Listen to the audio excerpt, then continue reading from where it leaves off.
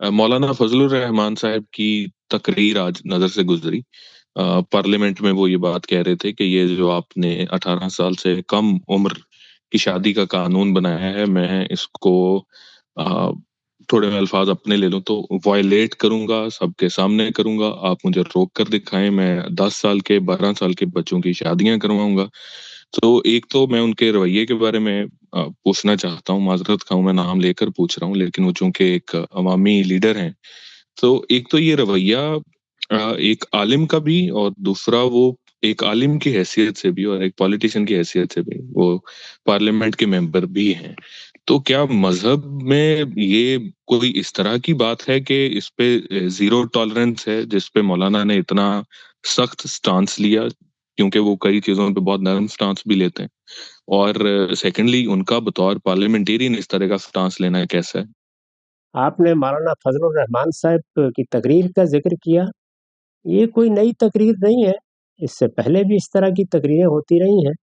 मुझे हमेशा से अपने मजहबी उलमा से शदीद इख्तलाफ रहा है।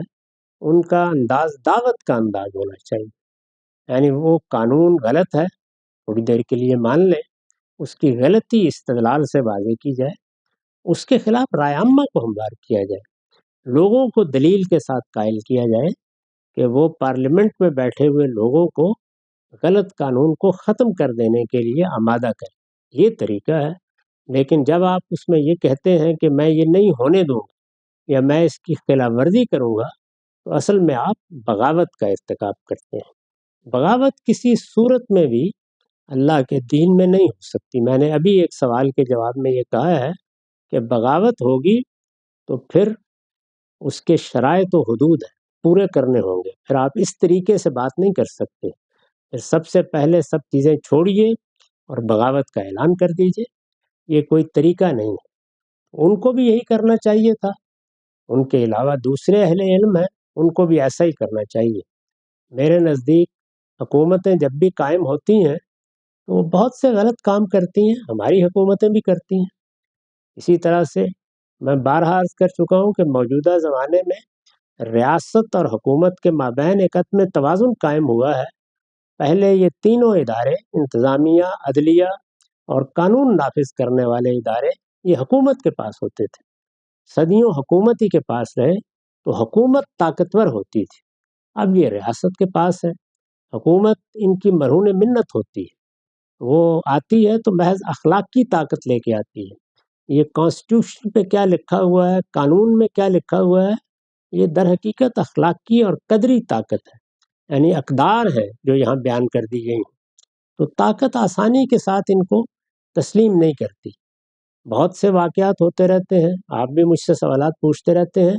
तरीका ये है कि अहले इल्म बात की सही तनकीह करें, लोगों को तालीम देने के अंदाज में बताएं कि क्या हुआ है, हकीकत पसंदाना तज्जिया करें और उसके बाद गलत को गलत कहें, सही को सही कहें। उसके खिलाफ बगावत पैदा करना, इंतशार पैदा करना, इख्तलाल की दावत देना या इस तरह के जुमले कहना कि मैं इस पे अमल करूँगा और मैं इसकी खिलाफ वर्जी करूँगा, ये तो अनारकी है, तवाइफुल मलूकी है। इससे अल्लाह की पनाह मांगनी चाहिए।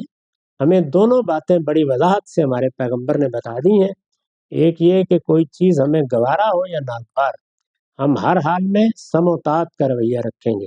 और दूसरे ये कि अगर हमें बराह रास्त कोई हुक्म दिया जाएगा जो अल्लाह के दीन की खिलाफ वर्जी पर हमें मजबूर कर दे, तो वहाँ हम जान देने को तरजीह देंगे, लेकिन हुक्म नहीं मानेंगे। ला ताअत li मखलूकिन फी मासियतिल खालिक।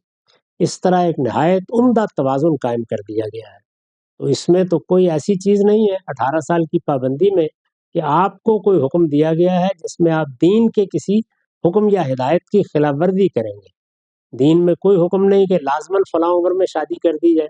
तो इसलिए ये गलती और सेहत की बहस है।